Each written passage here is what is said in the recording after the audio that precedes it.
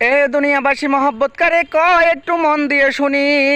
হজ যাত্রী আল্লাহর গোলাম যাইতেছে হজের টাকা জমা দিতে। পাশের বাড়ি প্রতিবেশী একজন আব্দুল মালিক ব্যাগে করি কিছু নিয়ে যাইতেছে, বহন করতেছে, ডাক দিতেছে, ও আব্দুল মালিক দাঁড়াও একটু শোনো, তুমি কেমন আছো?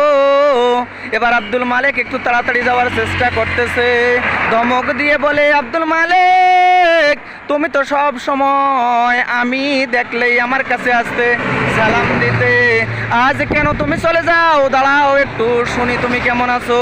এবার আব্দুল মালিক থরথর করে কাঁপতেছে, হাতে একটা ব্যাগ, বলতেছে, হুজুর আমি তো অনেক গরিব মানুষ, আমার খাবারেই জুটে না তিন বেলা, আমার সন্তানেরা চাইতেছে ছোট্ট ছোট্ট সোনামণিরা চাইতেছে গোস্ত খাবে, কিন্তু ওই পাশের জঙ্গলে একটা গরু, মরা গরু ফেলে দিছে, ওখান থেকে কিছু গোস্ত আমি সংগ্রহ করে নিছি আমার সন্তানদেরকে খিলানোর জন্যে।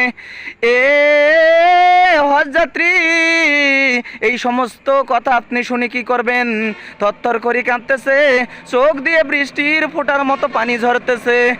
এবার হজ যাত্রী বলতেছে, মালিক মনে বড় আশা ছিল যাব মদিনা, নবীর রওজায় যায় সালাম দিব, ওই সালামের উত্তর আল্লাহর হাবিব মুহাম্মদ সাল্লাল্লাহু আলাইহি ওয়াসাল্লাম নিলে কতই শান্তি পাবো, কিন্তু না রে মালিক না, আর আমি যাব না, আমার হজের অধিকাংশ টাকায় আমি আব্দুল মালিকের কাছে দিয়ে দিলাম। বলি সুবহানাল্লাহ।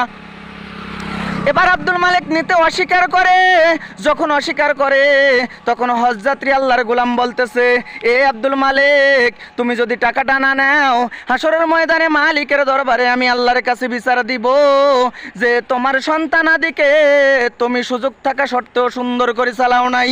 এই কথা শুনিয়া টাকাটা গ্রহণ করে, টাকাটা গ্রহণ করিয়া বাড়িতে নিয়ে যায়, সুন্দর সুন্দর করি তারা খাবার কাপড় চোপড় সুন্দর করি পরিধান করে খায়। এবার হজ যাত্রী আল্লাহর গোলাম রাতে যখন বিছানায় শুইছে, আল্লাহর নবী এসে হাজির। আল্লাহর নবী মুহাম্মদ সাল্লাল্লাহু আলাইহি ওয়াসাল্লাম বলতেছেন, ও আল্লাহর গোলাম হজ যাত্রী, তোমার উপর মালিক আমার আল্লাহ এত বেশি খুশি হয়েছে, তোমার হজ কবুল হয়েছে, আর আমি নবীকে তোমার কাছে পাঠাই দিছে। বলি সুবহানাল্লাহ। এবার আল্লাহর নবীকে জড়াই ধরেছে ওই হজ যাত্রী আল্লাহর গোলাম, জড়াই ধরে বলতেছে, আমার মালিক আল্লাহ কত দয়াময়। এই জড়াই ধরার কারণে ওই হজ যাত্রী আল্লাহর গোলামের শরীর সুগ্রাণিত হয়েছে।